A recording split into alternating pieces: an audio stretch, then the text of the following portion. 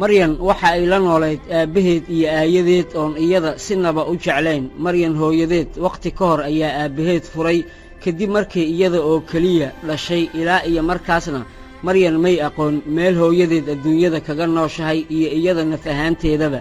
maryan waxay u go'nayd ooy raaci jirtay ari aan tiro yarayn oo ido iyo riyaba leh. wax dhiiqa ma lahayn arigaasi, hadduu yeeshana iyadu awood uma lahayn inay maasho nafteedana uga faa'iidaysato. hawsha ariga iyadaa iska lahayd, manaafacaadkiisana aayadeed iyo ilmahay dhashaya iyagu aan warhayn ee hadba wixii la siiyo iska cuna. laga yaabee in maryan ariga caana ka dhedhamiso, waase hal mar oo keliya, marka dadka intiisa kale ay sanka ka soo celiyaan.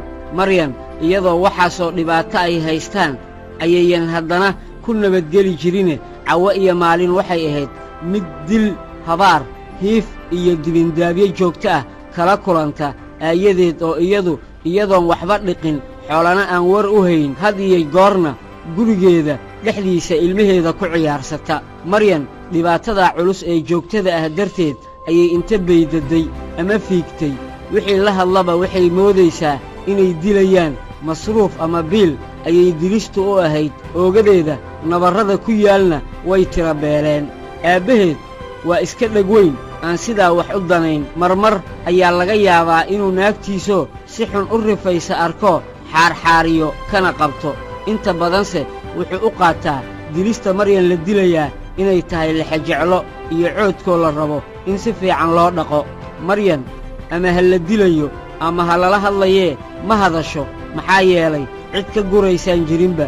deegaankay ku noolayde aadka cadowga ugu ahaa darteed ayayba noqotay qof mucaqadad ah, aan sidaa wax u gelin, aan nixin, qoslin, farxin, hadallada dadku kula wada hadlayaana aan sidaa u danayn. maxaa yeelay dadkoo dhan cadow ayay u haysatay. aayadeed waxay aad u taqiin tirada iyo suuradinta ariga, taasoo mar alla markay ogaato in wax maqan yihiin sidii shabeel ceesaan arkay ugu soo haliisho iyadoon waxba weyddiin.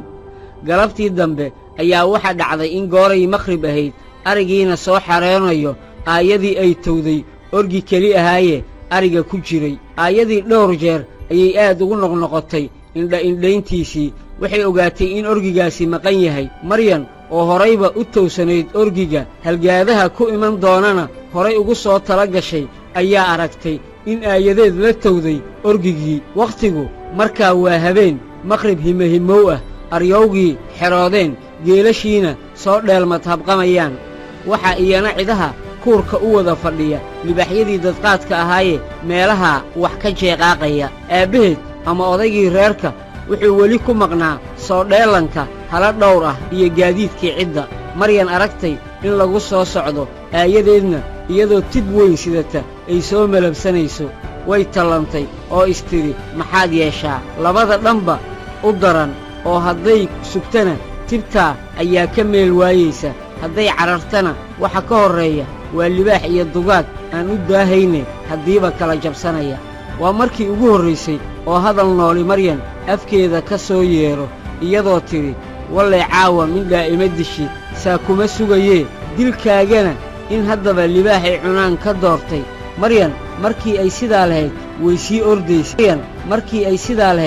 sii ordaysay. aayadeedna iyadoo ul weyn wadata ayay ka sii daba ordaysay. labadooda maryan ayaa dheeraysay, haddiibana way ka libirtay. aayadii iyadoo usheeda wadata ayay dib ugu soo laabatay gurigii, welina waxa ay wadday hiifkii iyo habaarkii ay maryan u haysay. goor dambe ayaa waxa soo xarooday geelii oo ay wadaan odaygii iyo wiil kuray ah oo uu dhalay. aayadu waxay islahayd maryan waxay la iman doontaa geela, hase yeeshee ma dhicin. odaygii reerka ayaa tabay maryan oo aayadii weyddiiyey. aayadiina waxay u sheegtay inay canaanatay maadaama orgigii weynaa la xaday, islamarkaana maryan ay carartay. intii aan odaygu jawaabin ayaa waxaa hoos iskula hadlay wiilkii kurayga ahaa, maadaama uu aqoon u lahaa dhaqanka aayadii iyo waxa ka dhexeeya maryan iyo iyada. wuxuu ku fekeray in maryan la dilay oo ay dhaawac dartii la soo kici laadahay, iyo inay carartay oo meelaha ay dugaag marti u tahay. ha yeeshee isagu ma hadline wuxuu ka dhursugay waxa arrintaasi odaygu ka yeelo.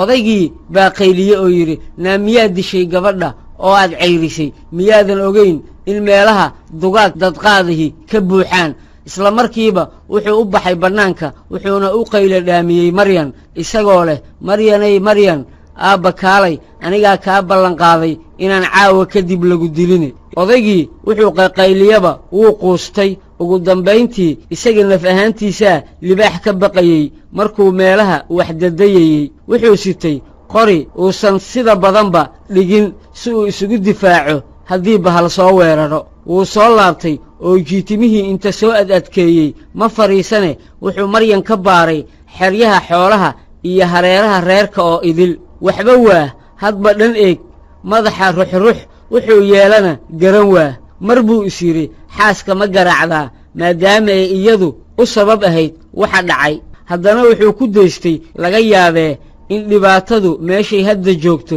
meel ka xun tagto intuu iska soo fadhiistay buu yidhi adaa tolaya ka tali waxay ila tahay reerka gabadhiisii adiga unbaa yaqaan meeshaad ka keeni lahayd adaa lagaaga fadhiyaa laguuna haystaa xaaskii ayaa harag waraabe alla u tuuray meelay wax ka tidhaahdana weysay wax kastana waxaa uga sii daran maskaxdeeduna qaadiba la'dahay berri ahaa ariga raaci doontidaa inay ooyshay ku sigatay adoo nabad la balawaara baloy kaalay lama yidhaah hadday kuu timaadana lama booyo boowow ayay iskula hadashay